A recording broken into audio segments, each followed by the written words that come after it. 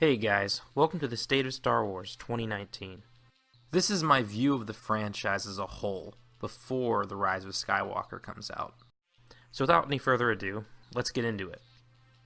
What do we even do with Star Wars now? I've been a Star Wars fan for as long as I can remember.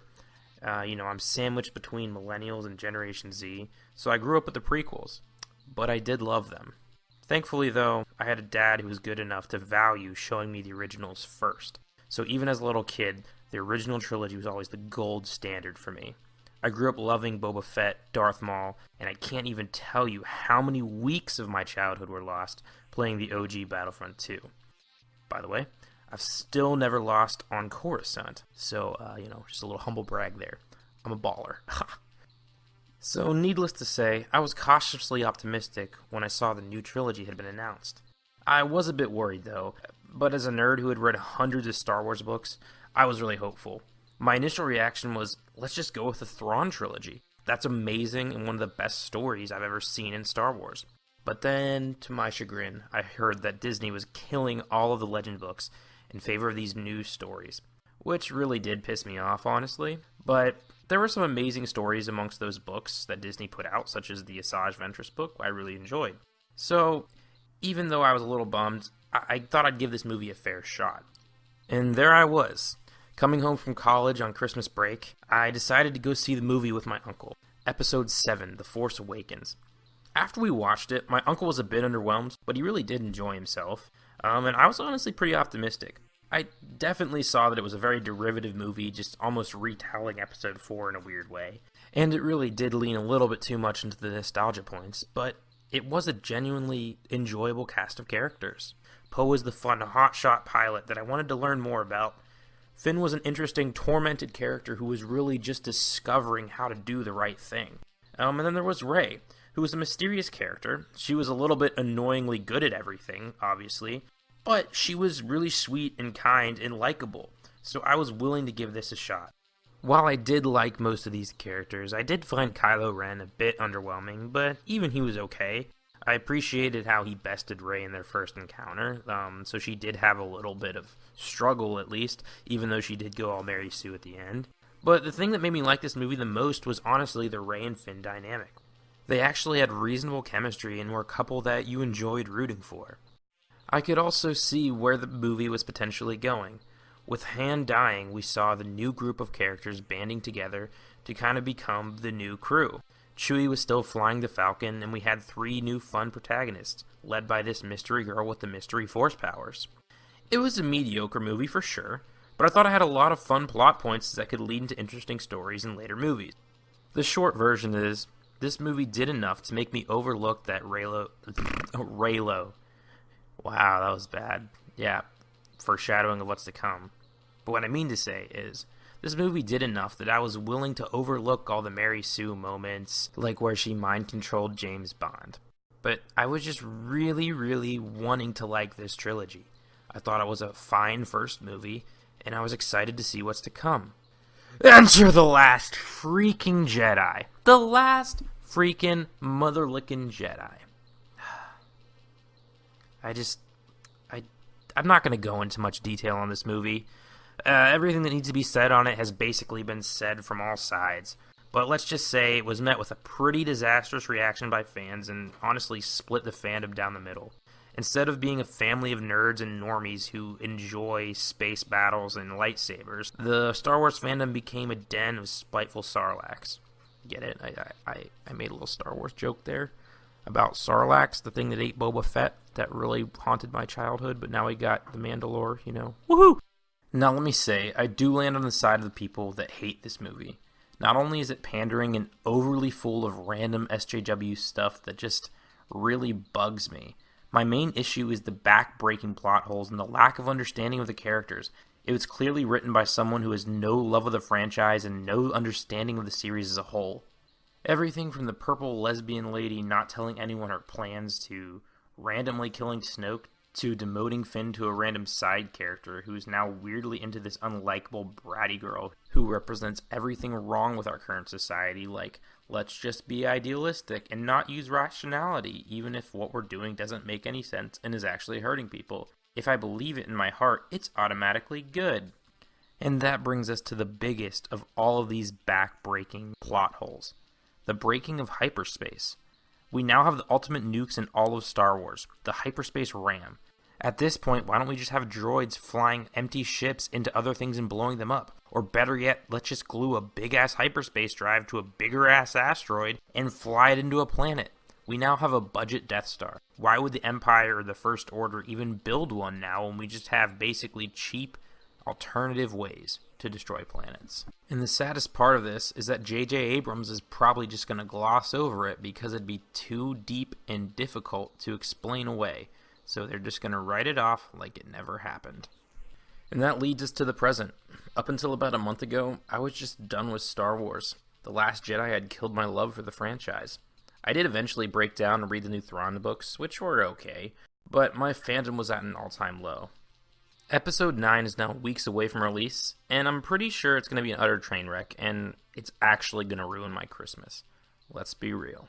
But even with that knowledge, I've had a renaissance of Star Wars love. Why is this, you might ask? You've just spent 5 minutes just destroying the franchise. Well, let me tell you, they're from two of the most unlikely places that I ever would have expected. One of them is Disney Plus, and the other is the devil themselves. EA. Yeah, EA did something good.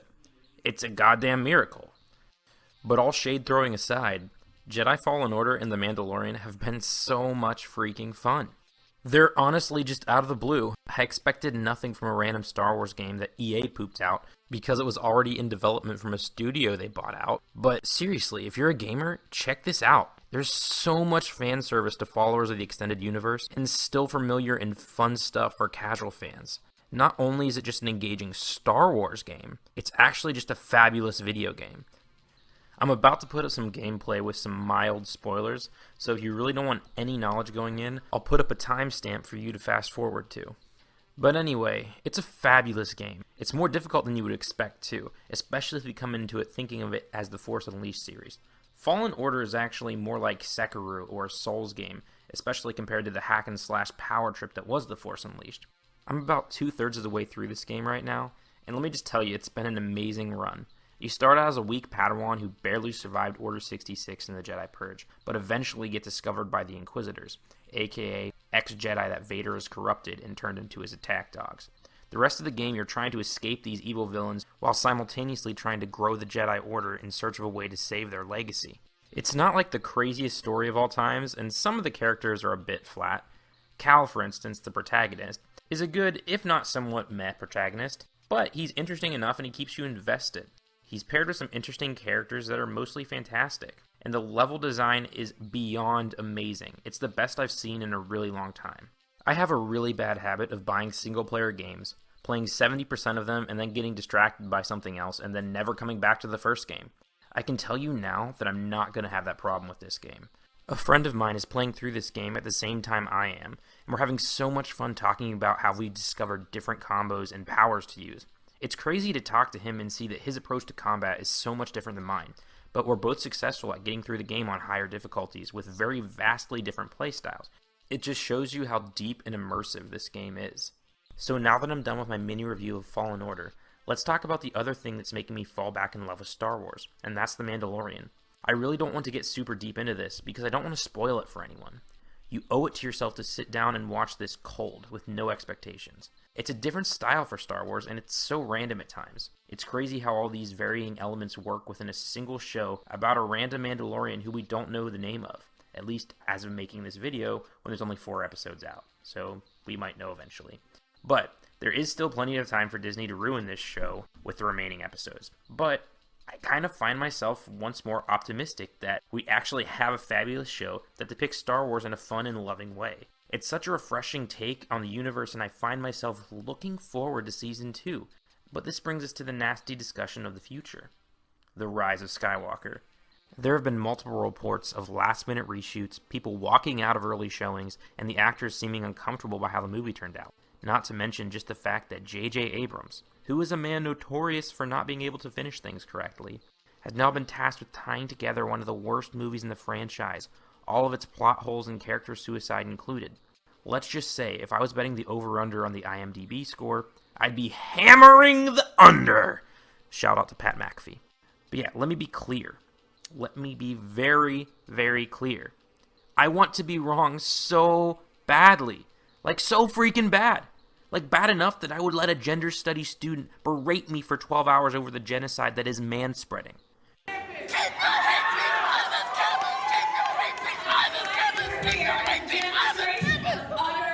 But the rational part of me can just smell a train wreck coming.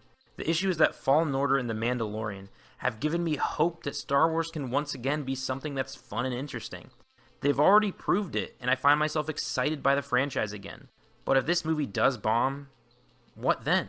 Do we just ignore it and hope for more good games and TV shows? I mean, maybe? But what else is there? I mean, I guess there's that Obi-Wan movie that's supposedly in the works with Sir Ian McGregor, I'm making Conor McGregor and Ian McKellen mixed up. But anyway, that movie has Ian McKellen or Conor McGregor. I don't freaking know. But anyway, there might be that movie, but all I know is that this is the most conflicted I've ever felt about Star Wars. After The Last Jedi, the series was basically just dead in my eyes. But out of nowhere, these two random stories have reminded me of my love of the series, and have just honestly been a genuine delight. But we're probably going to be graced again by the likes of Mary Sue and the House of Mouse on the big screen this Christmas, and I really hope that in a month I'll be making a video saying, I was so wrong about the Rise of Skywalker. But as it stands, I find that incredibly unlikely. But the one good thing that will come of all this inner turmoil is that I will now be going to see The Rise of Skywalker with genuine optimism. I will be hoping beyond hope that it is at least decent, and that all the trolls online will be wrong, even though I may be one of those trolls. Haha. You want to come under my bridge? You gotta pay the troll toll. If you want to get into that boy's hole, you gotta pay the troll toll to get in. Troll joke. But anyway, that's the state of Star Wars 2019. It's a rare renaissance that has somewhat recaptured the fun and the love of the series, but we still have the potential biggest bomb of the year looming over our heads. Here's to hoping 2020 is a year where Star Wars is once again beloved and in a much better state. May the Force be with you, and Mary Sue. Amen.